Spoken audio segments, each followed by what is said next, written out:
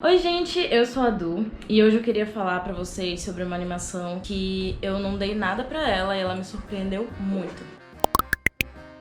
Teve um dia que eu tava deitada na minha cama à noite e aí eu tava muito afim de assistir uma animação que eu não precisasse pensar. Bem infantil mesmo, eu adoro, eu confesso, adoro coisas super infantis que, tipo, eu não preciso pensar. E aí eu escolhi Hirakuma to Kaoru, ou Hirakuma e Kaoru, da Netflix. Por que que eu disse anime? Apesar dele ser um stop motion, ele é um anime sim, por todas as animações que são feitas no Japão, elas são consideradas um anime. Ele é um stop motion, ou seja, ele é feito com bonequinhos, usando aquela técnica de tirar várias fotos, que eu já expliquei aqui no outro vídeo meu.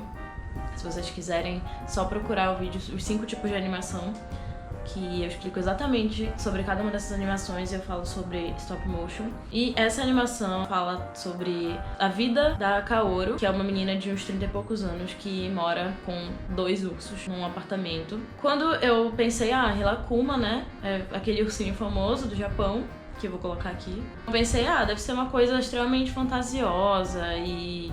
enfim, ela deve conseguir falar com os ursos. E aí, na verdade, eu fiquei bem chocada com o tempo. O primeiro episódio é bem bobinho, mas depois você vai ficando chocada com os assuntos que eles retratam. Eles falam basicamente do que é a vida adulta, do que é ser um adulto e as coisas que você tem que lidar quando você mora só. Eu achei isso muito, assim, delicado quando eu fui vendo, porque eu já passei por isso e todos os probleminhas que ela tinha, eu também tinha.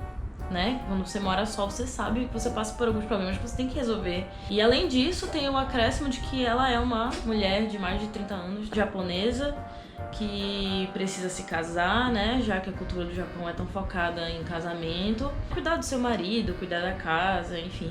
Então, ela foca muito nisso também. Então, ela se sente muito só, ela quer se casar, ela não é feliz no trabalho dela. Ela vive esses conflitos internos que a maioria dos adultos vive. Além disso, ainda tem o fato de que os pais dela têm um negócio rural no interior de onde ela veio e ela mora numa capital. Eles ficam insistindo para que ela volte para lá porque ela vai ter dinheiro mais fácil e ela fica, não vou voltar porque vou com as minhas próprias pernas, sabe, fazer a minha vida e ficar bem. Tudo isso me tocou muito, assim, porque é uma animação que... se for assistida por crianças, elas vão se divertir muito por causa dos bichinhos, né, dos ursos.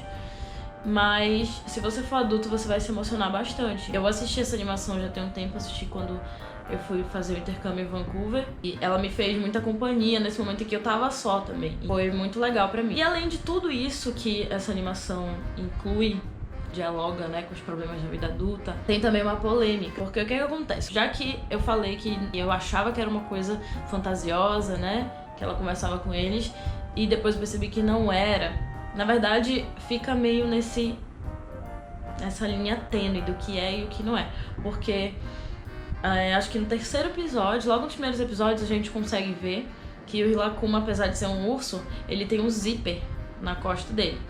Então, e a gente vê esse zíper aberto e a gente vê muitas vezes essa roupa, digamos, que é essa pele de urso dele, estendida. E a gente vê que por baixo dessa roupa existe um tecido de bolinha. Então, tipo, a gente fica assim, como assim? Então isso é uma roupa? Sabe o que é isso? A gente já fica, what the fuck? E claro que nunca mostra ele sem a roupa, entre aspas, essa pele de urso, né? Eu já achei isso meio estranho. Todos eles têm esse zíper. Não é como se alguém tivesse que vestir isso e eles precisassem esconder o zíper e o zíper aparecesse sem querer, sabe? É um bonequinho de stop motion, então quando a gente coloca essas coisas no audiovisual, elas têm um objetivo. Então se tem aquele zíper, ele foi colocado lá numa situação de um bonequinho de stop motion, então tem um objetivo, sabe? Os ursos andam pela rua e, tipo, todo mundo, tipo, ok, tem um urso andando na rua, um urso tem um zíper na costa, entendeu? Então, esse lado meio fantasioso, que você fica assim, tipo, ok, é super normal, né? Tem o urso lá. E aí você meio que não vai entendendo, mas vai assistindo, né? E depois de um tempo, tem um episódio que fala sobre como que ela conheceu eles. O episódio mostra que no prédio que ela mora é proibido ter animais. A animação considera que... Então a animação considera que eles não são animais, porque eles chegam lá e ela simplesmente adota eles. Mas ela adota mais como se fossem amigos do que como se fosse pra cuidar deles.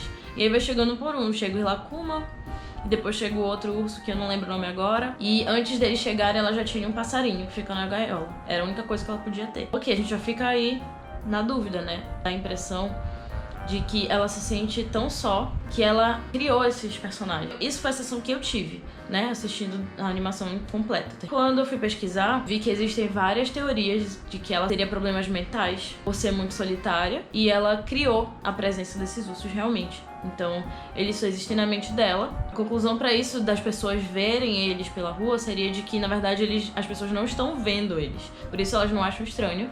E a única pessoa que vê os ursos além dela é o vizinho dela, que é uma criança, que depois entra lá e participa da vida dela. Eu acho, assim, as conclusões que dá pra tirar das teorias que eu li é que ela teria esse problema de solidão muito grande e ela construiu esses personagens pra viver com ela, pra ela não se sentir tão só e dividir os problemas da vida.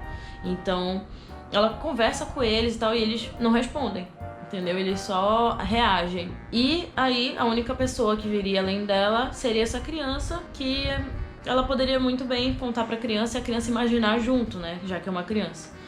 Então, assim, quando eu li essa teoria que confirmou o que eu tava pensando que poderia ser, eu fiquei mais chocada ainda, sabe? Porque além de ser um desenho que trata desses problemas, dessa problemática da vida adulta, também tratar de uma doença que eu acho que talvez possa envolver depressão, eu não sei. É muito forte, muito pesado, mas ao mesmo tempo o desenho é muito leve. Ele cria uma identificação e você se sente leve ao assistir.